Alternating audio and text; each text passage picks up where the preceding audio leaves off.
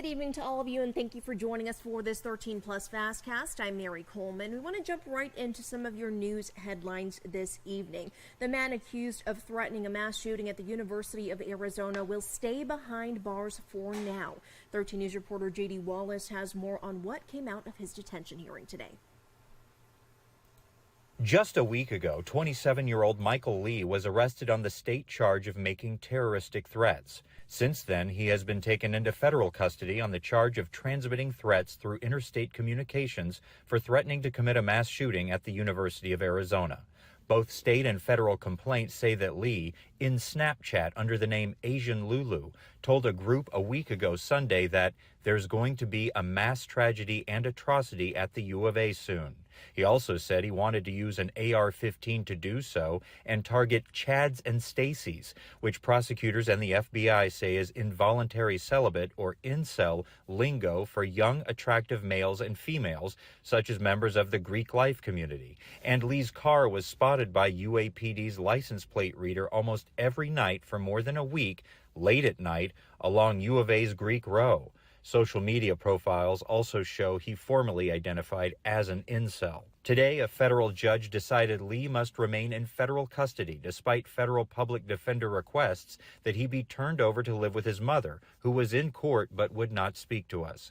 The judge agreed with prosecutors who said that because Lee was already moving out of his mother's house and is facing other drug and firearm charges with his stepfather, no realistic alternative exists than to keep him in federal custody.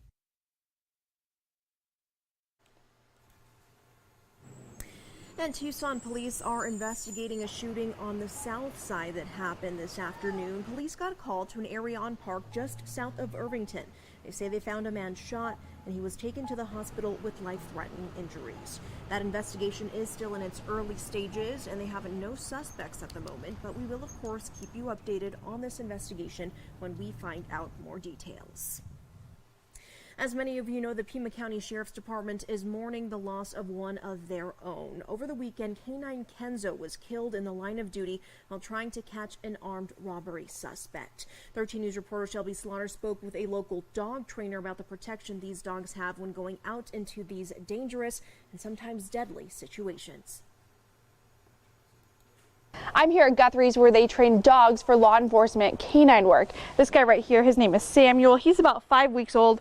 I'm told here at Guthrie's they won't start to test his instincts until he's about 7 weeks old to see if he has what it takes to be a police dog. Well, 7 weeks is a good time. You can see what nature gave them instead of our influence. Melanie Guthrie has been training dogs here at Guthrie's International Trainers and Breeders for the last 45 years. So she knows what it takes for a pup as little as this one to work in the police force. She says not all dogs have the innate skill set to join the force, but when they do, they're caught at a young age to train them for departments like the Pima County Sheriff's Department and even Border Patrol. Well, he has to be super healthy, a really clear-headed dog. So if he is, maybe not 100% perfect to look at, it's his character, his heart, his drive, his athletic ability. This includes things like the scare test to see if a dog is easily frightened, or how they act around guns. Well, the dogs get deployed many times and the public doesn't know that they are being used. In less than 3 weeks, 2 canines in Tucson have been injured or killed on the job. Guthrie tells me that's not the norm with this line of work. Very rarely does a dog get injured. And these two incidences to be close together is very unusual. She says these dogs are very agile and quick thinkers and are typically able to avoid any mishaps. To send a dog to apprehend somebody is a big decision when they decide to do that. Even though it's made in a hurry, it's not a small decision. They take it very seriously and try to be as responsible as possible. I know that. Now, if the dog doesn't have the instinct, they are adopted out to a loving home, but they can also be trained for protection for the family that they are adopted out to. Reporting in Tucson, I'm Shelby Slaughter, 13 News. And switching gears now, at least 43 people have died after powerful Hurricane Otis tore through southern Mexico, Guerrero State, as a devastating Category 5 storm last week.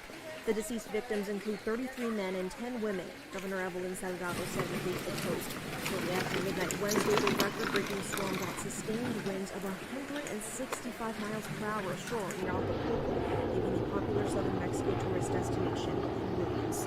Salgado's statement says 340 people have been rescued by Mexican authorities so far. And today, a federal court judge granted Texas's motion to temporarily stop the removal of the concertina wire until a preliminary injunction hearing is held. The action is a temporary win for Texas. Last Tuesday, State Attorney General Ken Paxton sued the Biden administration, and Paxton alleges federal agents were destroying state property by cutting concertina wire in the Eagle Pass, Texas area. He said the federal government was using machinery to dismantle the border barrier installed by the state of Texas. Now, that preliminary injunction hearing is scheduled for November 7th. The temporary restraining order expires on November 13th, but could be extended by the court. And the Food and Drug Administration is warning people not to buy certain eye-dropping products because of the risk of infection that could result in partial vision loss or blindness. The FDA's alert covers 26 over-the-counter eye drops products. They are marketed under the brands of CVS Health, Leader, Rugby, Rite Aid, Target, Up and Up, and Velocity Pharma. The agency recommended the manufacturer of the products recall all lots last week. Well, you heard some screaming there. That's because Damien is watching the Diamondbacks baseball game. Here's a check of the score right now. It is currently 3-1, top of the ninth. I know lots of fans, Arizona fans out there, were expecting this score to look a little different, but hey, there's still some time. We know how things work, so stay with us. We're going to give you the very latest. But again, score 3-1 right now. And to this story now, a Colorado security guard is recovering after an attack by a bear. It happened a week ago at the St. Regis Aspen Resort, and it was caught on camera. People reported seeing the bear in the kitchen, and the guard went in to investigate. And when he turned the corner, he startled the bear, and it responded by swiping the guard's back and knocking him to the ground, as you see there. Now, the guard managed to get away and call 911. He was hospitalized but released. Wildlife officials tried to capture the bear that night, but it escaped. Unfortunately, they did find that bear later. They tranquilized and euthanized him. Wildlife officers say during their search they found 8 other bears moving around downtown Aspen. To California now, where police are investigating after valuables were stolen from several football players' lockers during the Rose Bowl. Pasadena police say it happened Saturday at the game between the University of Colorado and UCLA. Now, that theft reportedly involved several pieces of jewelry and other miscellaneous personal and football items. The value of those stolen items is unclear. Investigators are working to obtain camera footage from around the locker room. And the U of A is getting ready to play UCLA. Don't think we have any suspects there. Maybe ASU, though. Just kidding. Don't quote me on that.